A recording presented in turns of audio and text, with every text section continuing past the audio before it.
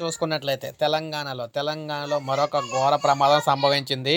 జాతీయ రహదారిపై కారు బోల్తా పడిందనమాట. భార్యాభర్తలు ఇద్దరు కూడా మృతి చెందిన ఘటన అయితే చోటు చేసుకుంది. మనం వివరాల్లోకి వెళ్తే మామడ మండలం బూరుగుపల్లి తాండ్రా జాతీయ రహదారిపై రాత్రి కారు ప్రమాదం జరిగింది. కారు బోల్తా పడి ఇద్దరు అక్కడికక్కడే చనిపోవడం జరిగిందనమాట.